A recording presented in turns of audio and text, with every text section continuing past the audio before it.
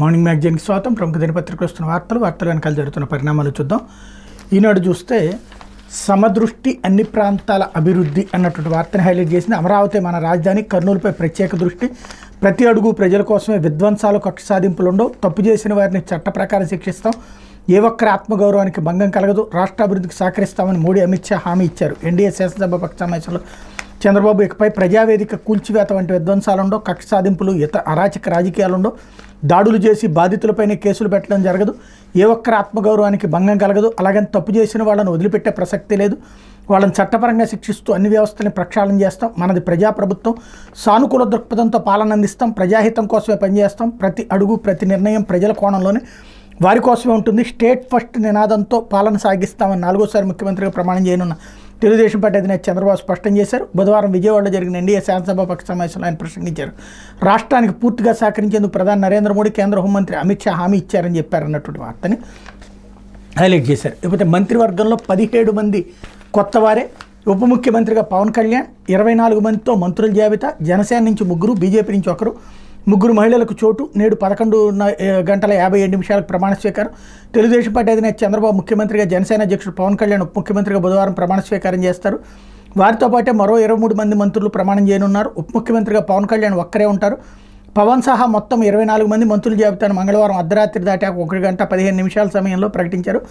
ఒక స్థానాన్ని ఖాళీ ఉంచారు. జనసేనకు 3, బీజేపీకి 1 స్థానం కేటాయించారు. సీనియర్లకు, యువతకు మధ్య సమతూకం పాటిస్తూ మంత్రివర్గాన్ని రూపొందించారు. సగానికి పైగా కొత్త వారికి అవకాశం లభించింది. 17 మంది కొత్త వారికి అవకాశం కల్పించారు. 3 మహిళలకు చోటు లభించింది.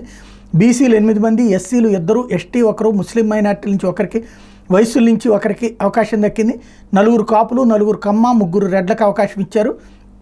బీజేపీ నుంచి ఎవరికి మంత్రివర్గంలో చోటు కల్పించాలన్న విషయంలో కేంద్ర హోంమంత్రి అమిత్ షా, ఆ పార్టీ జాతీయ అధ్యక్షుడు జేపీ నడ్డాలతో చర్చించేందుకు చంద్రబాబు వేచి ఉండడంతో జాబితా ప్రకటించడంలో జాప్యం జరిగింది. ఆశావహులు, మద్దతుదారులు జాబితా కోసం నరాలు తెగేంత ఉత్కంఠతో క్షణముఖ యుగంలా ఎదురుచూశారు. మంత్రివర్గ కూర్పుపై చంద్రబాబు కొన్ని రోజులుగా విస్తృత కసరత్తు చేశారు.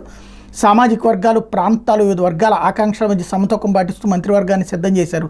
తెలుగుదేశం పార్టీ జాతీయ ప్రధాన కార్యదర్శి నారా లోకేష్ మంత్రివర్గంలో చేరారు. ఆనం రామనారాయణ రెడ్డి, కొలుసు పార్థసారథులకి ఇచ్చిన హామీ నిలబెట్టుకున్నారన్నటువంటి వార్తని హైలైట్ చేశారు. అదే సందర్భంలో సవాళ్ల ముంగిట ఆంధ్రప్రదేశ్, సమర్థ ప్రణాళికలతో మహర్దశ అన్నటువంటి ఎడిటోరియల్ కాలం కూడా రాసుకొచ్చారు. ఇక్కడ జగన్ జమానాలో ఆంధ్రప్రదేశ్లో ఆర్థిక రాజకీయ రాజ్యం అనేది, రాష్ట్రం రుణ ఊబిలో కూరుకుపోయింది, సకల వ్యవస్థలు గాడి తప్పాయి, వీటన్నింటినీ సరిదిద్ది రాష్ట్రాభివృద్ధిని పరుగులు తీయించడం నూతన ప్రభుత్వానికి సవాలే, సమర్థ ప్రణాళికలు, వినూత్న విధానాలతో ముందుకు సాగితే ఏపీ దశ మారడానికి ఎన్నో అవకాశాలు ఉన్నాయన్నటువంటి వార్తని ఇక్కడ ప్రధానంగా హైలైట్ చేసినటువంటి పరిస్థితి. ఇకపోతే అవిశ్రాంత పోరాట యోధుడు అంటూ 14 ఏళ్ళు ముఖ్యమంత్రి, 15 ఏళ్ళు ప్రతిపక్ష నేత, 28 ఏళ్లకు ఎమ్మెల్యే, 38 ఏళ్ల వయసులోని మంత్రి, 45 ఏళ్ల రాజకీయ ప్రస్థానం స్ఫూర్తిదాయకం. రాజకీయ జీవితం అంతా సంఘర్షణమయం. 52 రోజులు జైల్లో పెట్టిన తొణకని బెణకని దీశాలి.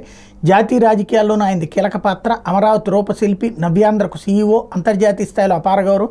4వసారి ముఖ్యమంత్రిగా నేడు ప్రమాణం అంటూ 1975లో యూత్ కాంగ్రెస్ అధ్యక్షుడు, 78లో తొలిసారి ఎమ్మెల్యే, 80లో అంజయ్ క్యాబినెట్లో మంత్రి, 83లో ఎమ్మెల్యేగా చంద్రగిరిలో ఓటమి, 86లో తెలుగుదేశం పార్టీ ప్రధాన కార్యదర్శి, 89లో కుప్ప నుంచి ఎమ్మెల్యేగా ఎన్నిక, తెలుగుదేశం పార్టీ సమన్వయకర్తగా నియామకం, 95లో ఉమ్మడి ఆంధ్రప్రదేశ్ ముఖ్యమంత్రి, 96 యునైటెడ్ ఫ్రంట్ కన్వీనర్, 99 జాతీయ రాజకీయాల్లో ప్రముఖ పాత్ర, 99లో రాష్ట్ర ముఖ్యమంత్రిగా 2వసారి ఎన్నిక, 2003 అలిపిరి వద్ద క్లెమోర్ మైన్లతో మావోయిస్టుల దాడి, 2004 నుంచి 14 ఉమ్మడి ఆంధ్రప్రదేశ్లో ప్రతిపక్ష నేత, 2014 నవ్యాంధ్ర తొలి ముఖ్యమంత్రి, 2019 నవ్యాంధ్రలో ప్రతిపక్ష నేత, 2024లో నవ్యాంధ్రకు 2వసారి ముఖ్యమంత్రి అన్నటువంటి వార్తని ఇక్కడ ప్రధానంగా హైలైట్ చేసింది ఈనాడు.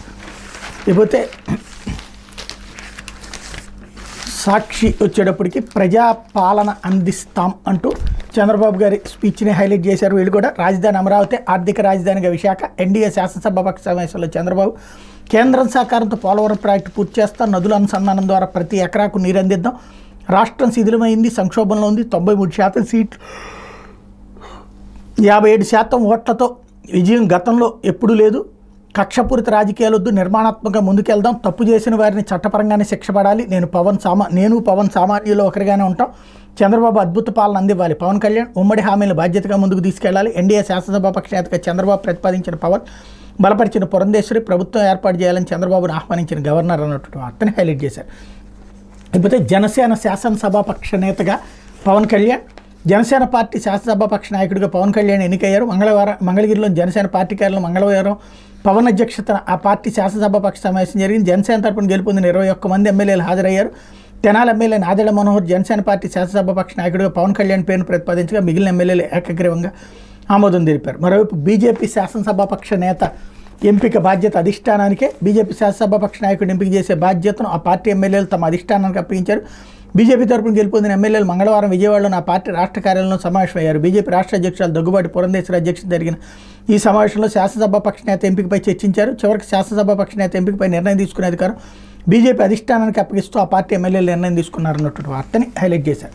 అయితే ఊరూరా విధ్వంసాలు, వేధింపులు, కొనసాగుతున్న దౌర్జన్యకాండ, వైఎస్ఆర్సీపీ నేతలు కార్యకర్తల లక్ష్యం చంద్రబాబు లోకేష్ లాండతో రెచ్చిపోతున్న టీడీపీ శ్రేణులు, మాజీ ఎంపీ గోరంట్ల మాధవ్కు చంపుతామని బెదిరింపు, ఊరొదిలి వెళ్లాలని పోలీసులు ఉచిత సలహా, పట్టపగలు అందరూ చూస్తుండగానే గ్రామాల్లో దాడులు, తెనాల్లో సత్తెనపల్లి మండలంలో 2 నేతలపై హత్యాయత్నం, టీడీపీ దౌర్జన్యాల విధ్వంసాలపై నేటి రాష్ట్రపతికి ఫిర్యాదు చేయనున్న వైఎస్ఆర్సీపీ, ఢిల్లీ చేరుకుని అపాయింట్మెంట్ కోరిన ఎంపీల బృందం, జాతీయ మీడియాకు ఏపీలో పరిస్థితిని వివరించనున్న ఎంపీలు, రాష్ట్రంలో బీభత్సకాండపై సుప్రీంకోర్టు తలుపు తట్టిన వైఎస్ఆర్సీపీ, హైకోర్టుకు వెళ్లాలని సూచన, పిటిషన్ దాఖలు 13న విచారణ అన్నటువంటి వార్తని హైలైట్ చేశారు. అయితే మంత్రివర్గంపై అర్ధరాత్రి వరకు బాబు కసరత్తు అంటూ వీళ్ళు నిద్రలేగవట్లేదు. లేదా ఈ మధ్యన ఓడిపోయిన తర్వాత సాక్షి పేపర్ జర్నలిజం అంతా తొందరగా పడుకుంటున్నారేం తెలియదు. ఎందుకంటే ఈనాడు, ఆంధ్రజ్యోతి ఇద్దరు కూడా మంత్రివర్గ జాబితా సమీకరణాలతో సహా ఇచ్చారు. సాక్షి వచ్చేటికి మంత్రివర్గంపై అర్ధరాత్రి వరకు బాబు కసరత్తు, వెల్లడిగాని మంత్రుల జాబితా, ఉప ముఖ్యమంత్రిగా పవన్ కళ్యాణ్, జనసేన నుండి మంత్రివర్గంలోకి నాదెళ్ల మనోహర్, జనసేనకు మరో 2 పదవులు ఖరారు కాని పేర్లు అంటూ ఊహాజనితంగా రాసుకొచ్చారు. బీజేపీ నుంచి సత్యకుమార్, సుజనాకు పదవులు దక్కే అవకాశం, ఇవన్నీ ఊహాజనితమైనటువంటిది. ఇంతకుముందు మనం కూడా మాట్లాడుకున్నటువంటి రాసుకొచ్చారు వీళ్ళు. అయితే టీడీపీ ఒత్తిళ్లతో వార్తా ఛానళ్ల నిలిపివేత, ఏపీలో సాక్షి మరికొన్ని ఛానళ్ల శాశ్వత నిరోధానికి యత్నం, సుప్రీంకోర్టు తీర్పునికి విరుద్ధం, కేబుల్ ఆపరేటర్లపై చర్యలు తీసుకోవాలి, ట్రాయ్కి వైఎస్ఆర్సీపీ ఫిర్యాదు, ఆంధ్రప్రదేశ్లో అధికార టీడీపీ ఒత్తిళ్లతో మీడియా ప్రసారాలు నిలిపేస్తున్నారు, వైఎస్ఆర్ కాంగ్రెస్ పార్టీ ఆరోపించింది. పలు వార్తా ఛానళ్ల ప్రసారాలు శాశ్వతంగా నిలిపేయాలని ఆ పార్టీ ప్రయత్నిస్తోందని పేర్కొంది. ఎలాంటి చట్టబద్ధమైన అనుమతి, విధానపరమైన సమ్మతి లేకుండా అధికార టీడీపీ ఒత్తిళ్ల కారణంగా సాక్షి, టీవీ9, ఎన్టీవీని నిషేధించారన్నటువంటి వార్తని ఇక్కడ ప్రధానంగా హైలైట్ చేసినటువంటి పరిస్థితి. ఇకపోతే కేసీఆర్కి నోటీసులు అంటూ కాంపిటేటివ్ బిడ్డింగ్కి బదులుగా నామినేషన్ల ప్రాతిపదికన ఛత్తీస్గఢ్లో విద్యుత్ కొనుగోలు ఒప్పందం కుదుర్చుకోవడంతో పాటు యాదాద్రి భద్రాద్రి థర్మల్ విద్యుత్ కేంద్ర నిర్మాణ నిర్ణయాలకు సంబంధించి తెలంగాణ మాజీ సీఎం కేసీఆర్ గత ఏప్రిల్లో నోటీసులు జారీ చేసినట్టు జస్టిస్ ఎల్ నరసింహారెడ్డి తెలిపారు. మొత్తం 25 మంది అనధికారులకు నోటీసులు జారీ చేసినట్టు వెల్లడించారు. గత కేసీఆర్ ప్రభుత్వ హయాంలో విద్యుత్ కొనుగోలు ఒప్పందంతో పాటు విద్యుత్ కేంద్రాల నిర్మాణంపై జస్టిస్ నరసింహారెడ్డి కమిషన్ విచారణ జరుపుతున్న సంగతి తెలిసిందే. ఈ క్రమంలో ఇప్పటికే పలువురు ఇంధన శాఖ అధికారులు విచారించారు. ఈ నేపథ్యంలో జస్టిస్ నరసింహారెడ్డి మంగళవారం హైదరాబాద్లో మీడియాతో మాట్లాడారు. విద్యుత్ నిర్ణయాలకు సంబంధించిన ఫైళ్ల పరిశీలనలో మీ పాత్రను గుర్తించామని, దీనిపై వివరణ ఇవ్వాలని కోరుతూ అందరికీ నోటీసులు ఇచ్చాం, కేసీఆర్ కూడా అటెండ్ కావాలి అన్నటువంటి వార్తని ప్రధానంగా హైలైట్ చేశారు. అయిపోతే ఆంధ్రజ్యోతి నవశకానికి నాంది అంటూ కూటమి కొలువు తీరేది నేడే ఉదయం 11:27 చంద్రబాబు నాయుడు ప్రమాణ స్వీకారం, మంత్రివర్గ సహచరులు కూడా గన్నవరం సమీపంలో వేదిక సిద్ధం.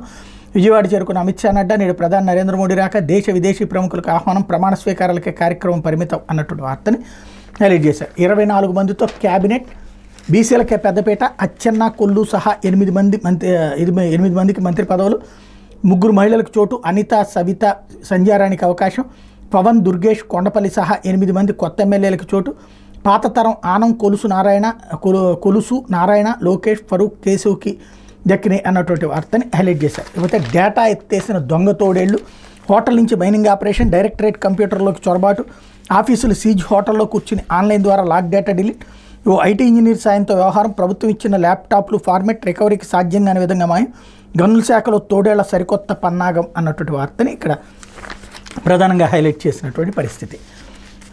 ఇకపోతే నిజమైన సేవకుడు అహంకారంతో ఉండడు, నేనే చేశానని చెప్పుకోడు, ప్రజా జీవితంలో మర్యాదలు పాటిస్తాడు, రాజకీయాల విపక్షాలే తప్ప విరోధి పక్షాలు ఉండవు, మోహన్ భాగవత్.